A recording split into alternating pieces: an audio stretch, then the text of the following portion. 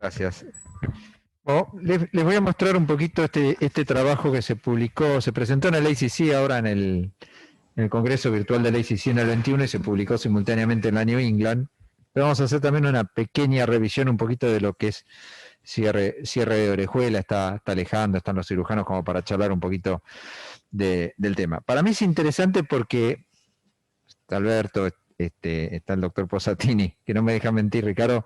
Yo soy bastante rompequinoto en quirófano con dos cosas hace 20 años, que es el cierre de la orejuela bueno, paciente fibrilado, con alguna cirugía, y la plástica de la tricúspide. Y la verdad que este es un tema que hacía 20 años que yo vengo molestando con esto porque uno ve tanto trombo en la orejuela y muy poco trombo en el cuerpo auricular. Saben que el 95% de los trombos de la fibrilación auricular son de la orejuela, menos del 5% son de otra fuente como puede ser el cuerpo auricular, y en general eso cuando ocurre en estenosis mitral. O sea que la orejuela es la gran fuente de trombos embólicos en la fibrilación auricular.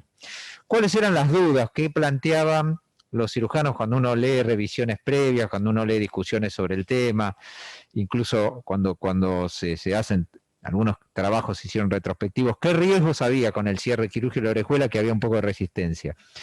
Se planteaba el aumento del riesgo de insuficiencia cardíaca. ¿Por qué?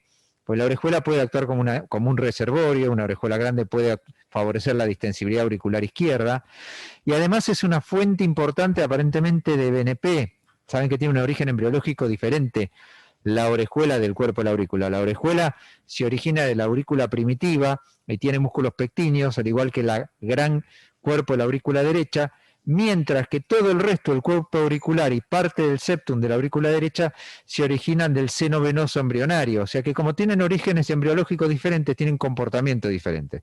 Entonces uno de los miedos era que pudiera, por caída de la secreción de BNP o por caída de la distensibilidad auricular, aumentar el riesgo de insuficiencia cardíaca si uno le cerraba la orejuela. Por supuesto, la prolongación del tiempo quirúrgico, el aumento del riesgo de sangrado perioperatorio, porque uno a la larga estaba realizando un procedimiento extra con daño de tejido que no estaba planificado, y el aumento de riesgo de infarto por daño de la circunfleja, que está en íntimo contacto con la orejuela, pasa muy cerca y lo sabemos muy bien. Cuando se hace cierre percutáneo, una de las cosas que hay que ver es el tema de la circunfleja. Así que bueno, por todo esto había un poquito de dudas y porque además no había beneficio probado a la fecha. ¿Qué dicen las guías? Esta es la guía europea de fibrilación auricular 2020. Tanto el percutáneo como el cierre quirúrgico son una indicación clase 2B. Esta es una discusión tanto en la guía americana como en la guía europea de que el cierre percutáneo, bueno, todos saben que la usamos fundamentalmente en pacientes que no se pueden anticoagular. Hay una discusión sobre si hay que anticoagularlos un tiempo breve después de colocados. Si el paciente no puede recibir ninguna anticoagulación, aumenta el riesgo de stroke periprocedimiento, es una estructura trombogénica. Bueno, hay toda una discusión, pero se acepta que es una indicación clase 2B, y el cierre quirúrgico también. La guía americana dice exactamente lo mismo: cierre percutáneo es una indicación clase 2B en pacientes que no se pueden anticoagular, y del cierre quirúrgico dice, bueno, en pacientes que están fibrilados y que van a una cirugía cardíaca, se puede considerar como una estrategia adicional al procedimiento con la misma indicación clase 2B. Pero la guía americana fundamenta un poco más y toma este trabajo, que es un trabajo retrospectivo de la base de datos del STIES de 10.500 pacientes mayores de 65 años, todos con FA, que habían ido a cirugía cardíaca por cualquier motivo, y comparó a los que se les cerró la orejuela versus los que no les cerró, con todos los sesgos y limitaciones que puede tener una evaluación retrospectiva. El punto final primario fue accidente cerebrovascular, TIA o embolia periférica a 3 años, un diseño que vamos a ver muy parecido al LAOS, y la población finalmente incluida fue una edad media de 76 años, casi 40% de mujeres, y un CHAS-VAS de 4, algo muy parecido a lo que es el LAOS. Y los resultados de este estudio retrospectivo muestran una reducción del riesgo de tromboembolia del 33%, recuerden este 33%, con una reducción de la mortalidad total del 12%, de nuevo, con todos los ajustes de lo que puede ser un trabajo retrospectivo y los sesgos que tiene, y del punto final combinado de embolia y mortalidad. Y no muestra, porque no debería mostrarlo, aumento ni disminución del riesgo de ACV hemorrágico. Entonces, con esta evidencia que tenían a la fecha, los autores, esto es basado, es de la base de datos, terminan trabajando 27 países, 105 centros. Acá de Argentina participó un centro de San Juan, la mayoría de los grandes centros europeos, Estados Unidos y Canadá. El diseño central está en Canadá, Yusuf es uno de los autores principales junto con Devereux, y hacen un estudio multicéntrico randomizado, incluyen pacientes mayores de 18 años, todos con fibrilación auricular, ahora vamos a ver qué tipo de fibrilación auricular, con un CHA2-VASc de 2 o más, es decir que por lo menos tenían que tener un CHA2-VASc de más de 2 de 2 o más para entrar a el estudio. De los criterios de exclusión, esto es importante discutirlo, por supuesto eran pacientes derivados a cirugía cardíaca, ¿sí? Cirugía cardíaca con circulación extracorpórea. Toda cirugía cardíaca que iba a ser sin circulación extracorpórea era excluida. El ejemplo típico es la cirugía de bypass sin circulación extracorpórea. Toda cirugía donde se planeaba o se terminaba implantando una prótesis mecánica, trasplante cardíaco, cirugía de cardiopatías congénitas complejas, cualquier implante de asistencia ventricular, cualquier cirugía cardíaca previa con pericardiotomía, es decir, si se le habían hecho una cirugía y habían abierto el pericardio, ya el paciente ese era excluido, y por supuesto si ya tenía un cierre percutáneo de orejuela. Lo más importante es que el único tratamiento era cierre de orejuela versus grupo control, y después el resto del tratamiento, por supuesto, quedaba a criterio del grupo tratante. Es decir, que si el paciente iba a estar anticoagulado, iba a seguir anticoagulado independientemente del cierre. Esto es muy importante de resaltar. Y como vamos a ver, la mayoría de estos pacientes terminan anticoagulados porque son pacientes fibrilados. El punto final primario fue accidente cerebrovascular, incluía ataque isquémico transitorio o embolia sistémica, y lo que es muy importante del diseño, porque no es fácil este tipo de diseño, pero como todos los pacientes iban a cirugía, realmente se puede hacer un doble ciego. Esto significa que el único que sabía qué procedimiento había recibido el paciente era el cirujano y el equipo quirúrgico, que ahí lo describen muy bien en los métodos, recibían un mail muy pocos momentos antes de la cirugía, o sea, el paciente se lo randomizaba pocas horas antes y se le informaba al cirujano antes de la cirugía, y en el parte quirúrgico el cirujano solamente ponía paciente incluido en el protocolo LAOS 3. Es decir, que nadie podía saber, ni el paciente, ni el equipo tratante, que no fuera el quirúrgico, ni tampoco los investigadores a qué grupo había sido randomizado, y el cirujano no influía en el tratamiento posterior, o sea, no decía este anticogúlenlo y este no.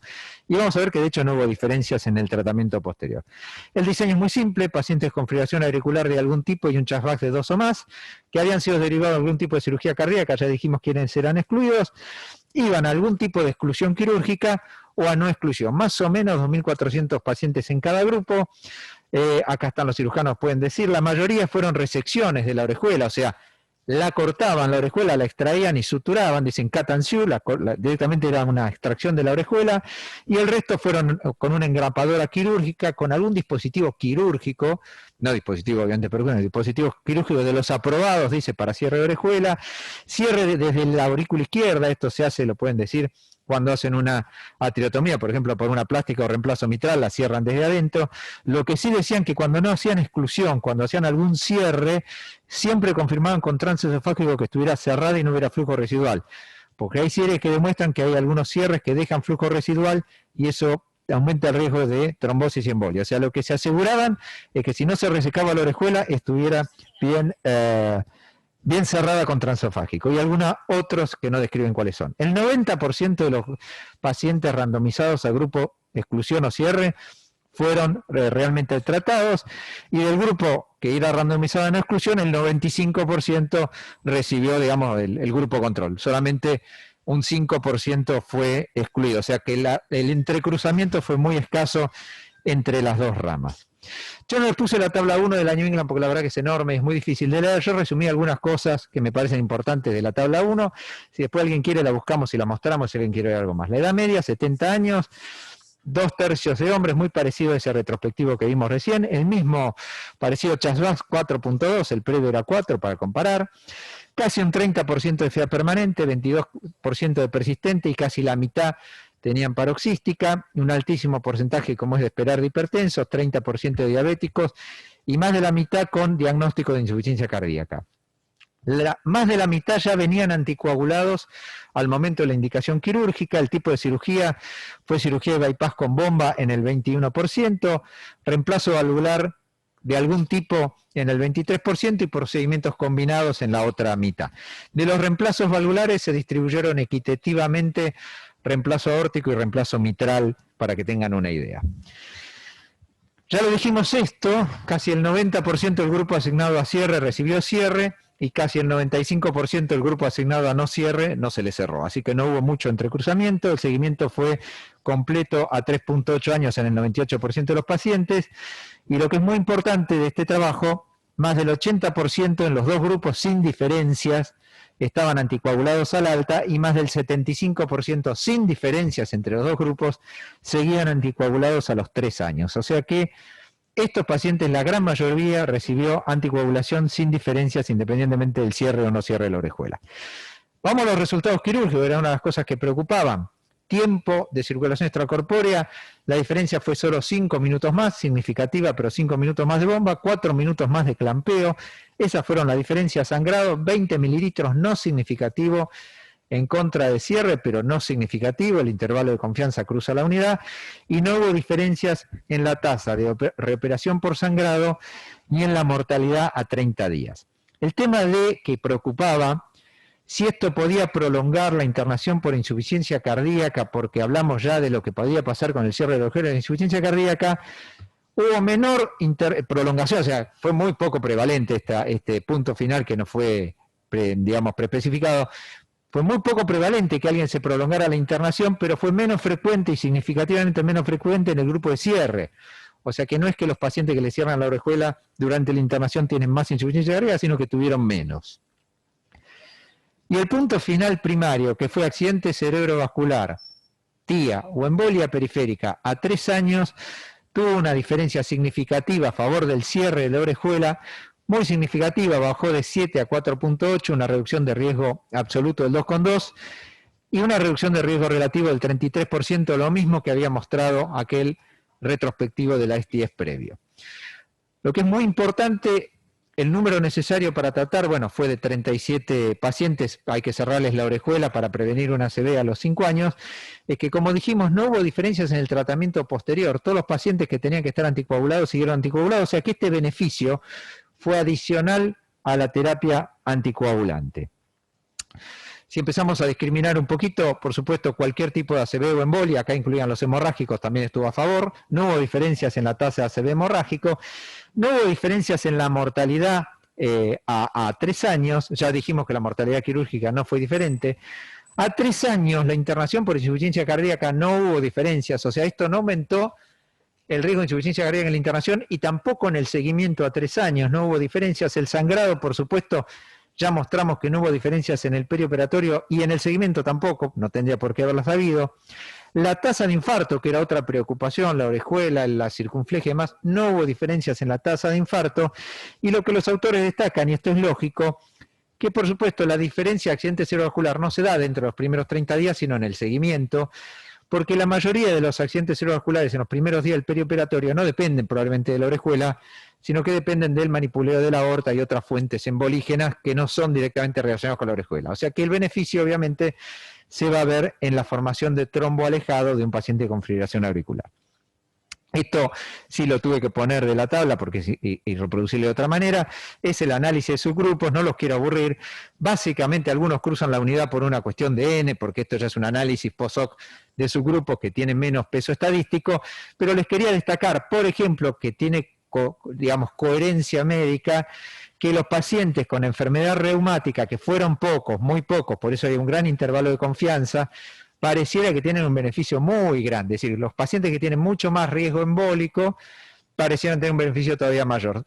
Esto es una conclusión que es discutible, hay pocos pacientes, como pueden ver comparado con el grupo total, pero el hazard ratio en vez de 0,67 es de 0,28, con un intervalo de confianza muy grande. O sea, pareciera tener esto bastante coherencia, cuando uno evalúa, hubo beneficio prácticamente en todos los subgrupos. Así que, ya para terminar y charlar un rato del tema, en conclusión, los autores, y esto está traducido directamente como para no alterar el sentido de la conclusión de los autores, dicen, bueno, en pacientes con fibrilación auricular, que son derivados a cirugía cardíaca, la mayoría de los cuales continuaron con el tratamiento anticoagulante establecido, el riesgo de accidente cerebrovascular o embolia sistémica fue menor con el cierre quirúrgico de la orejuela.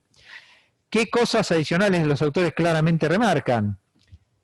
Este no es un trabajo que comparó cierre versus tratamiento anticoagulante, o sea, no hay que evitar el tratamiento anticoagulante si está indicado, esto no es uno u otro.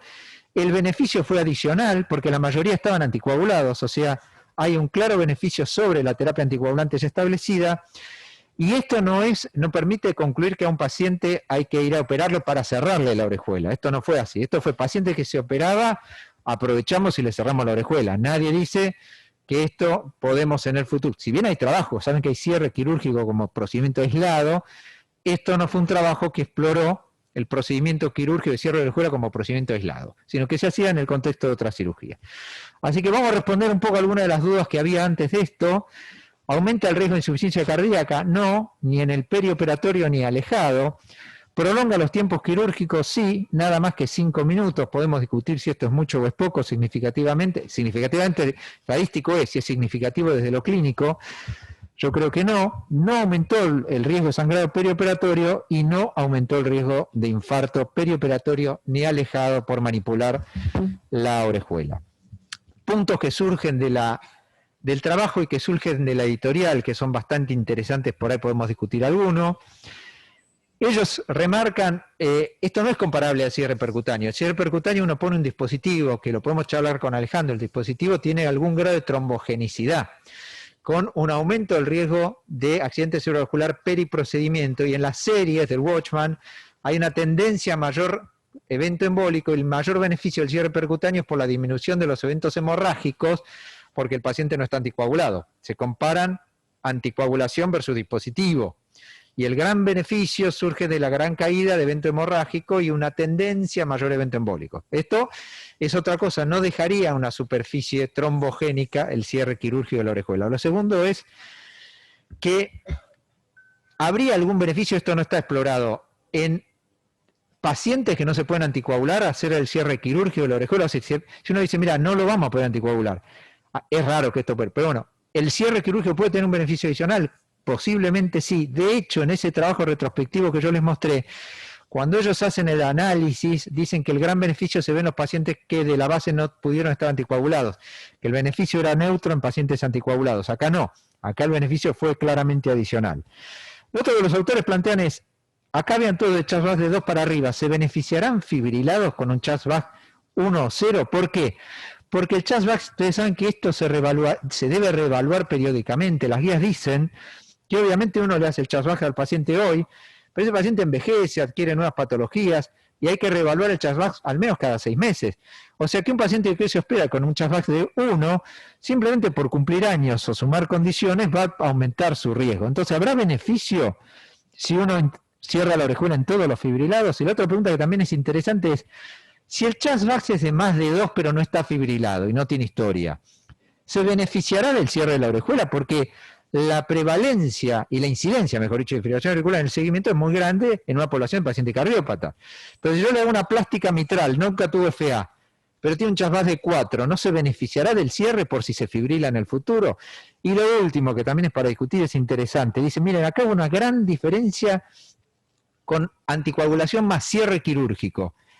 En un paciente que tiene una fibrilación auricular de muy alto riesgo y está anticoagulado, salgamos de la cirugía, ¿se beneficiará del cierre percutáneo adicional, dado que el cierre quirúrgico adicional a la anticoagulación mostró beneficio? Entonces plantean, fibrilados auriculares de alto riesgo embólico, CHA2-VASc muy alto, ¿no habría que anticoagularlo y además cerrar la orejuela con un dispositivo percutáneo?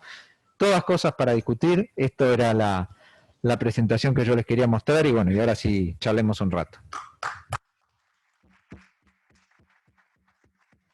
¿Querés, Mariano, primero del trabajo y después, obviamente, vamos contestando por supuesto, ¿no? Obviamente, me imagino que acá están todos los actores, debe haber bastante para discutir, ¿no? Abierto el comentario. No sé, Alberto, algún comentario del trabajo, si estás no sé, alguna cosa. Ale, que también está acá, para hacer algún comentario. No, pregunta fuera de broma. Alberto, estás vos de representante ahora de cirugía. Si mañana se opera una señora de CRM con bomba y está fibrilada, la anticoagularon, entra y sale, paroxística, ya sabemos que tiene fibrilación auricular, y vos decís, che, tiene un CHA2-VASc de 4, le vas a cerrar la auricular. Mañana la cerraría, esa es la gran pregunta. ¿Cambiaría la política de nuestro servicio de decir, todo paciente que va a cirugía y tuvo historia de FA de algún, porque esto eran cualquier tipo de FA, la mitad están fibrilados al momento de la cirugía, pero la mitad no, tenían historia de... Pero la pregunta es si tenemos que empezar a cerrar todas las orejuelas de cualquier tipo que ya tenga algún efecto y tenga un chafaz de más de 2 o más. A la luz de esto, sí, no lo hacemos. No, por eso. Hoy no lo hacemos. Lo hacemos en los pacientes valvulares, específicamente en los pacientes valvulares mitrales, en donde se abre la aurícula izquierda. Nosotros resecábamos la orejuela izquierda cuando hacíamos la cirugía de Mace, cuando hacíamos, que lo seguimos haciendo, pero con una técnica diferente, que, digamos, había que resecar la orejuela como parte del tratamiento e incluso introducíamos el dispositivo de radiofrecuencia a través del orificio de la orejuela resecada para hacer un buen aislamiento de las venas pulmonares izquierdas. En esos casos, nosotros tuvimos necesidad de reoperaciones por sangrados de la orejuela. Fundamentalmente, después eso lo analizamos en algún momento, porque eran pacientes añosos y en donde la orejuela está retraída y está muy cerca el tejido de la orejuela, como vos dijiste recién, es muy diferente al tejido de la aurícula. Entonces, en los pacientes añosos, el tejido de la orejuela es muy frágil y en nuestro caso ha sido frecuente al revés de lo que ha sido acá. Entonces, el que se quema con leche de una vaca y sale corriendo, y esto es lo que creo que históricamente nos ha pasado. Sí, sistemáticamente nosotros, o yo por lo menos, vos lo sabés, porque lo hemos, en esos 20 años que vos relatás, hemos estado juntos en quirófano y yo cierro la orejuela por dentro. Si hay un beneficio entre uno y otro procedimiento, aparentemente hay un trabajo de la Cleveland que comparó los tres métodos diferentes de esta técnica, incluso a propósito de que hay un device diseñado por uno de los cirujanos de la Cleveland, y mostró que la resección es la más segura para evitar esto, digamos. Ahora, no sé, nos tenemos que poner de acuerdo para contestar tu pregunta si un paciente coronario hay que resecarle la orejuela. Un paciente coronario primero hay que operarlo con bomba, porque para cerrar la orejuela con seguridad hay que hacerlo con circulación extracorpórea, con menos seguridad se puede hacer sin circulación extracorpórea, pero digamos... bueno, de hecho los excluyeron. Ellos, los que no eran con circulación... así que eso es lo que te puedo decir ahora. Estos trabajos pueden cambiarnos, digamos, las conductas, y para nosotros, digamos, sí, técnicamente no es demandante, seguimos opinando que es más riesgoso, pero se puede hacer. Hay una cosa, ahí te dejo, Juan, una cosa importante. 1/3 de estos pacientes iban a un procedimiento de ablación de FA, los otros 2/3 no, pero cuando... De nuevo, esto es un análisis de subgrupos, no hubo diferencia, ya sea que el grupo fuera ablacionado o no. O sea, los que no le ablacionaron de FA también tuvieron beneficios. Sí, Juan. 3 preguntas quiero hacer. La primera, vos, Mariano. Vos siempre has insistido, en base a tu experiencia con tomografía computada, que no todas las orejuelas son iguales, no. Que tienen distintos tamaños, pero fundamentalmente distintas morfologías, y que los riesgos no son los mismos. Siempre insististe en eso, parecería, porque no lo mencionaste, que esto no es válido para la cirugía. No, ellos no en ningún momento evaluaron esta variable y sacaron o resecaron o excluyeron todas las orejuelas independientemente de eso. Perfecto. La otra pregunta es para Santi Sánchez. Hay una técnica nueva de obstrucción de la orejuela que es por un juego de imanes, con un catéter imantado que se pone por vía transeptal auricular, y realmente por endoscopía torácica se pone como un anillo.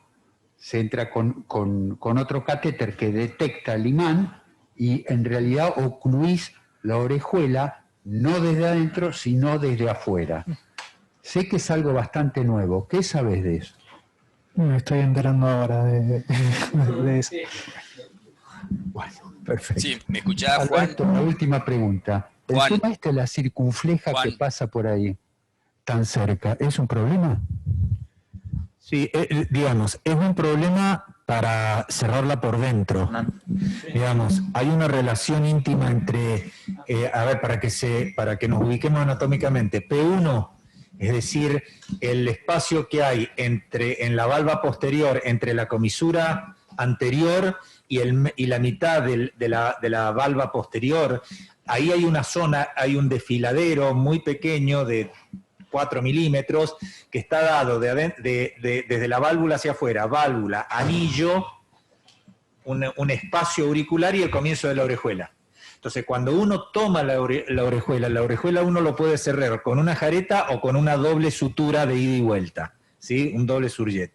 Uno puede traccionar, no digo tomarla y ocluirla, sino en esa sutura distorsionar el origen de la circunfleja, porque ahí justamente se está originando la circunfleja, y entonces hacer lo que a veces nos pasa cuando en una cirugía mitral se quinquea la circunfleja y hay que ir de urgencia hemodinamia a ponerle un stent o hay que hacerle un bypass intraquirúrgico porque sale con supra en la cara correspondiente. O sea, sí, hay una cercanía anatómica. Cuando uno hace un transesofágico, 2 cámaras de la válvula mitral así, generalmente esto es T1, esto es la orejuela, acá está la circunfleja.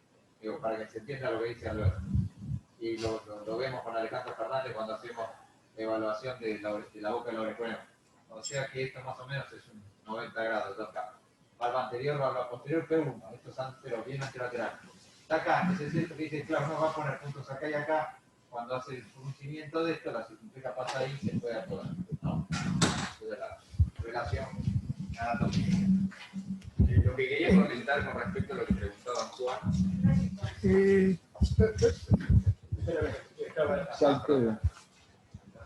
Dos cosas. Una es que si uno va a los anexos, ve cómo hacen los procedimientos y en el cierre de la orejuela hacen mucho énfasis en que hay que hacer una doble sutura. Con la doble sutura no tuvieron sangrados, no hubo sangrado, tampoco tuvieron infartos agudos, o sea que aparentemente la circunfleja no fue un problema. La otra cosa que me parece que el diseño fue muy inteligente porque estuvo Yusuf ahí. Y Yusuf hizo es muy inteligente. Y el efecto en realidad, como vos marcás, es después de los 30 días. Y después de los 30 días, el riesgo relativo es una disminución del 42%. Exacto. Es muy grande. O sea que no es una cosa pequeña, 42%. Sí. No, era comentar, la técnica que vos comentabas es el lariat, que es un lazo que se pone con una mini toracotomía y con un imán que se coloca desde adentro de la orejuela, pero que la verdad que no hay muchos trabajos, o sea, randomizado no conozco ningún trabajo, y la verdad que es una técnica mucho más invasiva que lo que hacemos con Alejandro solamente desde el endocardio, así que es una técnica que la verdad que no tiene tanta expansión. Ya hace varios años que se presentan los congresos, pero nunca ha tenido una masividad como el Watchman, por ejemplo, o el Amplatzer. Sí, primero un comentario / pregunta, porque desde acá, cuando pasaste la diapositiva con los anexos, la que es una captura de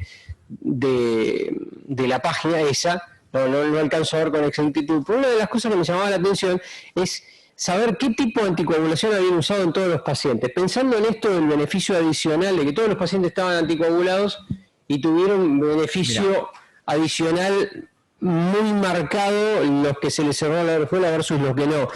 Y no llegaba a ver cuántos... A ver, vamos a ver si lo podemos agrandar. Espera. Yo no sé si lo voy a poder agrandar mucho, porque claro, esto se deforma mucho, está tomado... Esto sí, a mí no me gusta por eso copiar las tablas porque se ven feas, pero esto... que es el análisis de subgrupo, no sé si se ve ahí, tipo anticoagulación. Sí. Estos son los DOAC, más o menos había 700 pacientes en cada grupo, en los DOAC, no se ve que había 2.400 por rama, más o menos.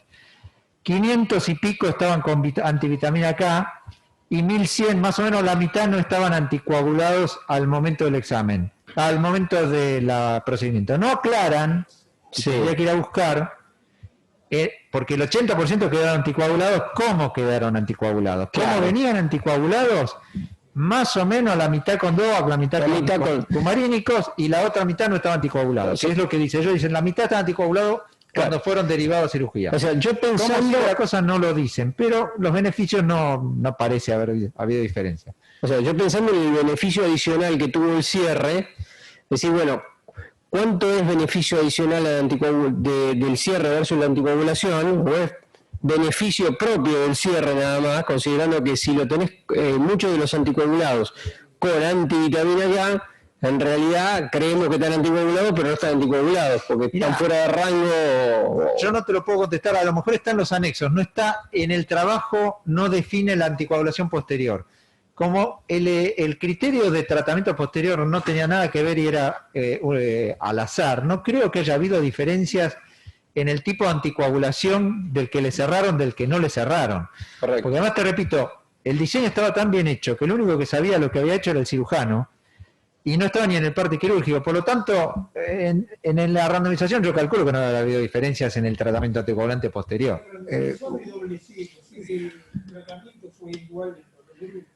Lo que sí te puedo decir, porque lo dicen, la tasa de anticoagulación fue igual en los dos grupos. ¿Con qué los anticoagularon? No lo dice. Claro, porque yo a lo que voy es que, o sea, un paciente que está anticoagulado con un inhibidor de la vitamina K, que tiene altas chances de estar fuera de rango. El que cayó en el grupo de no cierre es un no anticoagulado en el grupo de no cierre y probablemente tenga mucho evento. El que cayó en el grupo cierre, aunque esté no anticoagulado porque está fuera de rango, tiene el beneficio del cierre. Bueno, bueno. No debería haber diferencia, no. No, lo que yo quería decir hace un rato es que me parece que es un estudio muy bien diseñado, con un resultado bastante contundente más allá de los 30 días, y uno, como vos correctamente le preguntaste a Alberto, dice, bueno, ¿esto va a cambiar la conducta? Y yo creo que vamos a tener que empezar, cuando aparece un estudio de estos, uno empieza a pensar en qué pacientes, a pesar de que este es un estudio randomizado, en qué pacientes empezaría a hacer esto rutinariamente. Y así, intuitivamente me parece que fibrilación auricular continua, permanente, es más invitante al procedimiento que la paroxística que operás al tipo en ritmo sinusal. Segundo, Chat-Vasc-Alto sugiere que viste, hay un 20% que a los 3 años no está más anticoagulado. El Chat-Vasc-Alto sugiere que hay mayor riesgo de que el paciente deje la anticoagulación en la fibrilación auricular crónica, en el cual yo también me sentiría un poco más inclinado a cerrarle preventivamente la orejuela.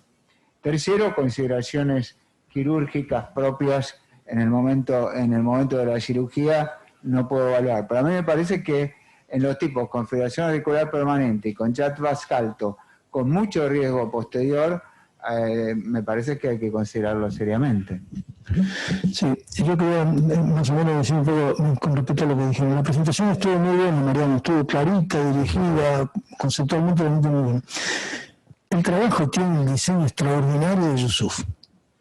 Para mí, y eso, porque produce un impacto tan importante, pero no hay por dónde darle, no tiene falencia, no tiene dificultades por dónde darle. En segundo lugar, nosotros qué hubiéramos dicho, ¿no? ¿Qué decíamos nosotros? ¿Para qué le vamos a cerrar la orejuela o colocar un dispositivo en pacientes que van a estar anticoagulados? Si nosotros decimos, esto tenemos que hacerlo, en el enfermo que no se puede anticoagular. Esa es la posición. Y esto cambió la historia. No, ojo. Y este es el pensamiento de los tipos, no sé si habrá sido Jesús o alguien más. No. Es probable que haya un beneficio por encima de la anticoagulación. Y este es un cambio, desde mi punto de vista, sustancial, y este es un cambio muy importante de aquí a más, porque evidentemente son cosas que nos van a cambiar la actitud, más allá de todo lo que se comentó, de cómo se adaptaba y demás, la estrategia la van a tener que cambiar en alguna medida, porque no hay por dónde darle este tipo de cosas. Y después con todos los puntos de discusión que vos planteaste muy bien, que evidentemente abren otra serie de circunstancias, bueno, uno puede derivar un poquito, bueno, siempre hay cosas menores, pero el escenario me parece a mí que con este trabajo cambió. Hay un beneficio, olvídese si va a estar anticoagulado o no está anticoagulado. hay un beneficio por encima de la anticoagulación y esto es un cambio con respecto a lo que nosotros pensábamos anteriormente. Así que a mí me parece que desde este punto de vista es realmente importante. A mí cuando leí el trabajo la pregunta fue al revés. Yo me pregunté, ¿a quién no le cerraría la orejuela ahora? Es pues realmente, por eso digo, porque en realidad ¿quién sería? Es lo mismo, estamos diciendo lo mismo de una manera poco distinta, pero en realidad que sería los que técnicamente no se puedan resolver sería. Porque en realidad el beneficio es, y está, yo no lo llegué a ver en el análisis de grupo, pero creo que independientemente del tipo de FEA, el beneficio era igual, Sí. ¿no? Yo no lo llegué a ver, pero era yo igual. para no molestar, sí, sí. Igual, por eso. Sí, Si yo no, cuando déjalo. leí fue a buscar eso, si eran los que eran permanentes, era distinto, en algún lado lo dice que era igual. No hubo diferencia si se ablacionaba o no se ablacionaba, el tipo de Por FEA, eso y digo. si al momento de la intervención estaba sinusal o fibrilado. Para eso, pues yo dije el primero, igual, ¿será solamente los que tienen FA permanente o será solamente, bueno, en los que tuvieron ACV previo? Obviamente esa población, pero creo que me parece que tendríamos que hablar con Alberto acá, a ver qué grado de limitación hay y cuáles serían los pacientes que están limitados, sino tratar de incorporarlo. No lo hicieron, si llegan 90. Estás planteando una cirugía sin bomba, porque tener la limitación. No, todos con bomba. Y bueno, acá están los criterios de exclusión. Esto me parece que es muy importante. Digamos, cirugía sin bomba no entraba. Por ejemplo, ¿qué dos típicas cirugías sin bomba? Bypass sin bomba y pericardiectomía. La mayoría es pericardiectomía, Alberto, corregime. En general uno no lo mete en bomba, salvo que tenga dificultades por algún motivo. Bueno, estos pacientes no entraban.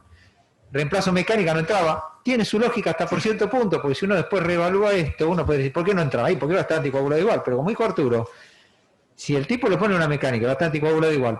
Ojo, no entró, pero... No entró porque no sabía... Claro, pero a lo mejor... Pero yo creo eso, yo creo que hay que verlo como un beneficio adicional, porque lo que comentaba Mariano del 95% de los trombos en la orejuela es sin cardiopatía. Cuando el paciente tiene cardiopatía, ya los trombos pueden estar en otros lugares fuera de la orejuela, con lo cual el cierre solo no es suficiente. Así que me parece que está bueno darlo como lo presentaste, que es adicional a la anticoagulación. Sí. No, una cosita con las fibrilaciones paroxísticas. Lo que está descrito en la literatura es que las fibrilaciones paroxísticas tienen más embolismo que las crónicas mantenidas durante años. Así que tampoco es un buen signo. Yo creo que ahora uno puede ir especulando, ¿no? ¿Cuál fue el mecanismo de beneficio? Bueno, uno, lo que decía Doval. A lo mejor hay tipos que se fibrilan, se desfibrilan, se vuelven a fibrilar y demás, y esta entrada y salida es un elemento. El segundo lugar es que la anticoagulación no es 100% efectiva. Exacto. Y el tercer lugar es que puede haber a lo largo del tiempo ciertas suspensiones transitorias por distintas razones de la anticoagulación, o porque se tiene que operar, o porque tuvo una hemorragia digestiva, o porque tuvo esto, porque tuvo el otro, o definitivas. Pero las definitivas ya las sabemos, y yo calculo que son las menos, las mayores son, de manera que por las tres razones. Porque las fibrilaciones no siempre son permanentes, porque la anticoagulación puede tener una cierta falla y no es 100% efectiva, y porque los pacientes a lo largo del tiempo tienen que por diferentes razones suspender transitoriamente la anticoagulación o permanentemente. Ahí está el mecanismo por el cual... Pero esto ahora es fácil explicarlo, es como decimos siempre en el diario del lunes, la pregunta es que estos tipos lo pensaron antes. No, y una cosa y de esa perspectiva a mí me parece que es admirable realmente. Sí, ¿sabes por qué? Además me parece que había un poco, bueno, Alberto lo explicó muy bien, había un poco de resistencia de los cirujanos al cierre profiláctico de la orejuela, Alberto lo dijo muy bien, y además este trabajo que fue el predecesor, que yo lo muestro, dio el misma reducción de riesgo relativo, poco coincidencia, ¿no? Pero bueno, aporta información interesante, parece que es muy consistente el resultado. Este trabajo mostró, no lo quise profundizar porque no era la idea, que el beneficio se daba en los no anticoagulados. O sea, como es retrospectivo, comparaban, si el tipo no estaba anticoagulado, el beneficio era real. Cuando ajustaban por anticoagulación, el beneficio se neutralizaba. O sea que el coraje, si se le puede llamar coraje, o la lucidez de este grupo que fue a explorar el beneficio sobre la anticoagulación cuando la evidencia previa no estaba a favor de eso. La evidencia previa, de muy mala calidad, retrospectiva, con todos los sesgos, decía que solamente el beneficio era en el tipo que no se anticoagulaba, con lógica lo que voy a decir. Pero bueno, Eso es. Vos sos Yusuf. ¿Cuál fue el funding del estudio? Es interesante porque es un estudio de 5.000 pacientes no es farmacológico. No. Canadiense. Bueno, a ver quién puso la no me acuerdo cómo se llama, está por ahí el grupo este canadiense que tiene. Es un grant ese creo que era Master, ¿no? Sí, es el grupo de Yusuf de Canadá, lo dicen claramente. Viste que tiene una cosa oficial de Canadá. Sí, lo dice claramente. No había ningún laboratorio. No. No es la industria. Para vender una idea de esas a una entidad no fármaco, bueno, está Yusuf, ¿no? Sí, es el grupo de Yusuf, no me acuerdo el nombre, no lo quiero inventar, es canadiense, el Fondo de Investigación Estatal canadiense, el gobierno de Canadá básicamente atrae todo esto. Los que más incluyeron, por supuesto, fueron Canadá y Estados Unidos, pero prácticamente todos los países de Europa Occidental, Rusia, les digo así, Rusia, Brasil, Egipto, la India que leía, Australia y Argentina, y a buscar, incluyó 3 pacientes en la Clínica del Castaño, que seguramente la doctora Navarro Llubel, que es de San Juan, conoce bien la Clínica del Castaño, es la única de Argentina que participó. No sé, Alberto, vos lo conocés, está, ¿cómo se llama? Esta chica online, no me acuerdo el nombre, está el nombre de la investigadora ahí de la Clínica del Castaño de San Juan, única que participó Argentina con 3 pacientes, Brasil y demás, y varios España muchísimos pacientes, por supuesto, y demás, Reino Unido, bueno. Pero los 1.500 y pico de Canadá y otros 500, 600 de Estados Unidos. Bueno, no sé, algún comentario. Una cosa saliendo de esto que está Alejandro acá. Ale, ¿en qué quedó hoy las oclusiones de la orejuela, ¿no? En pacientes que no van a quirófano. ¿Cuál es la indicación hoy? ¿En qué está? ¿Qué vos pensás? ¿Cuál es el futuro de la técnica? Hiro, ya que estás. Mira, hoy la indicación con la que lo estamos haciendo, por lo menos acá en el hospital, todos los cierres que estamos haciendo son en pacientes con contraindicación para anticoagulación. Esa es la realidad. O sea, todos los pacientes que cerramos son pacientes fibrilados con alguna contraindicación para estar anticoagulados.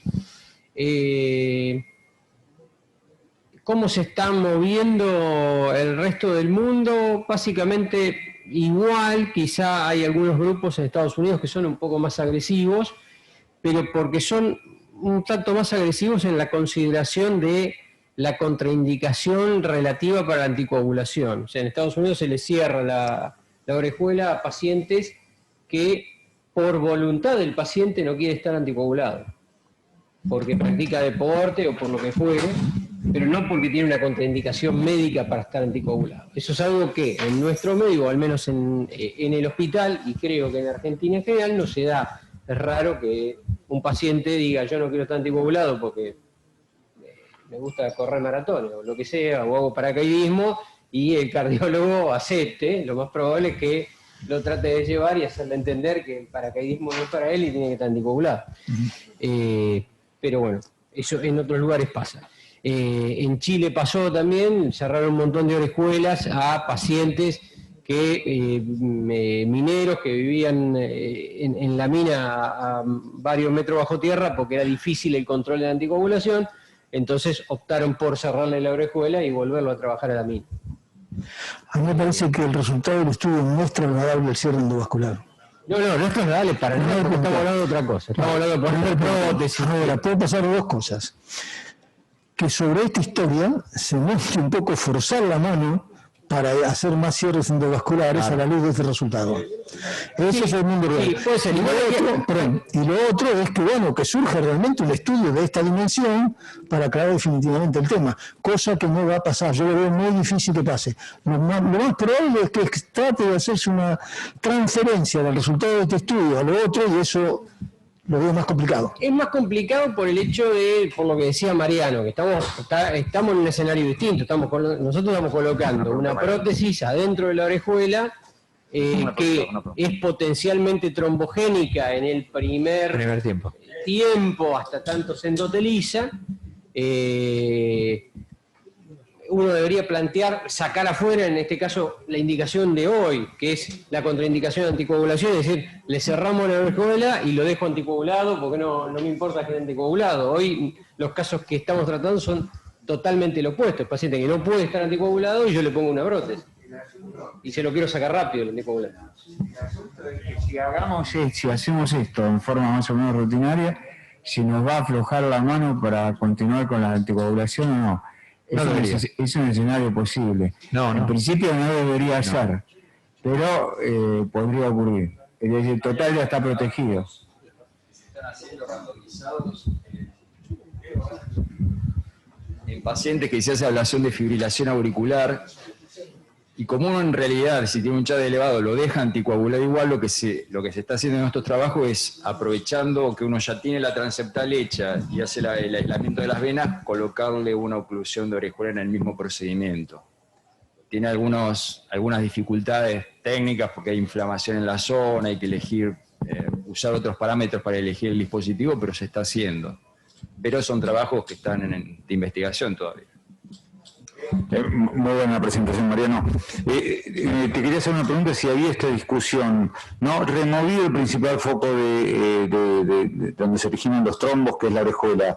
Se habla de un esquema más bajo de anticoagulación en los pacientes, pero podría ser una consecuencia, ¿no? Yo le saco la orejuela y veo un esquema bajo de anticoagulación, pero bueno, quizás es una cosa que pero no se discutió en ninguna de las discusiones. No, en ningún momento. Lo que se discute en las guías, y es muy interesante, y a lo mejor esto es para otra cosa que no tiene que ver con este trabajo, es que muchos de los pacientes que se incluyeron en el Watchman por contraindicación anticoagulación, tenían contraindicación a uso de antagonista de la vitamina K, que con los nuevos anticoagulantes hay que reevaluar las contraindicaciones, que son más sencillos, más estables en el tiempo. Entonces algunos dicen, la indicación, y esto lo dicen las guías americanas, pero fundamentalmente la europea, que es bastante más, tiene el mismo nivel 2B de recomendación, pero mucho más nivel de discusión y cuestionamiento al cierre percutáneo.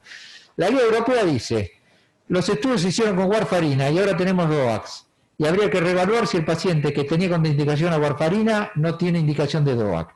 Y dice en un momento de la guía, esto no tiene que ver con este trabajo, es interesante, dice, si el paciente recibe aspirina como prevención de su FA, puede reevaluar si no puede recibir un DOAC, que tiene cierta lógica, digamos. A ver, si lo que tiene miedo le da aspirina, que tiene un aumento de riesgo de sangrado, reevalúe si el paciente puede recibir un DOAC. Si puede recibir un DOAC, no tiene indicación de cierre de orejuela. Eso es lo que dice. Es decir, que es bastante conservadora con el concepto de cierre percutáneo. No sé qué opinás ¿Vos creés que, digamos impuesta esta técnica, se van a montar después trials con baja dosis, con dosis habitual, digamos, en estos pacientes que se les remueve la orejuela? No, yo creo que van a ir por ahí, pero bueno, es una No, yo lo que creo, lo que hablábamos recién con Arturo y demás, yo lo que creo que la industria que va a tratar de encontrar la beta, porque van a decir, bueno, mirá, paciente de FA de alto riesgo, anticoagulación más cierre percutáneo. Que es lo que dice acá al final. Si esto es un beneficio adicional, entonces en un paciente de determinado riesgo, ciérrenle la orejuela más allá de que esté anticoagulado. Pero una cosa que decías vos, Mike, vos decías ablacionarlo y en vez de fibrila, darle anticoagulante, ponerle... Pero el problema es que los anticoagulantes son recontra efectivos y el cierre de la orejuela rugosa no disminuye las embolias. Así que es muy improbable que se pueda hacer eso no habría que hacer. No habría que hacer. Está en protocolo. Sí, pero no hay evidencia de que disminuya la embolia, la oclusión, y de los anticoagulantes la evidencia es recontra. No, a mí lo que me parece también muy interesante, que lo pasamos rápido, pero ya termino, son estos dos puntos de acá, porque hablan claramente de la evolutividad que tiene la enfermedad. El CHA2-VAX no es estable y las guías lo dicen. Uno evalúa un CHA2-VAX hoy y hay que reevaluarlo en el tiempo. Si el señor ahora tiene 65 años y nada más tiene un CHA2-VAX, cuando tenga 75 y sea diabético y antes no lo era, tiene otro. Primer tema. Segundo tema, si no tiene FA pero tiene mucho riesgo vascular, la probabilidad de que se fibrile, vamos a suponer que se opera mañana en una plástica mitral, un señor con insuficiencia mitral severa y una aurícula de 200 mililitros, que nunca tuvo FA. Lo que hacemos válvulas lo saben. ¿Cuál es la probabilidad que tenga FA en el futuro? Altísima. La verdad que cerrar la orejuela. Hay que convencer todavía de que cierren la orejuela en los que están fibrilados, pero me parece que estos 2 puntos que no están respondidos en este trabajo son muy interesantes. Lo que pasa es que lo que decís vos, Mariano, el que tiene un CHA+2 alto ya se sabe que está asociado con un mayor riesgo de FA, o sea que por eso, digamos, van de la mano. Entonces mañana si le hacemos una plástica mitral a un señor con una mega aurícula izquierda en ritmo sinusal, ¿no hay que cerrar la orejuela? Sí, no, a la luz de esto no, porque esto lo evalúa un tipo que tenía FA previa. Yo estoy diciendo el tipo no tiene FA, pero la probabilidad de que la tenga es alta. Va a pasar lo que decís, Mariano. Va a pasar, va a pasar porque tiene cierta lógica. Vos dijiste 2 cosas que son muy importantes. El CHA base es una cosa variable y en el tiempo progresa. Sí. Y bueno, hay alto riesgo, el procedimiento es factible, yo creo que va a terminar pasando eso. Sí, pero el tema es que la cirugía lo incorpore y que los resultados sean... Claro, ahí está, esa es otra historia, perdón. No, acá lo peor que puede pasar en cualquier lugar es que un día cierren la orejuela y el tipo haga un hemopericardio, es decir, cuando lo abran esté sangrando la orejuela y eso va a tirar para atrás a todo un grupo, porque es verdad, un caso te genera una convulsión, pero bueno, hay que precisar. Si no fueron los cirujanos, pero ahí. Bueno, muy bien.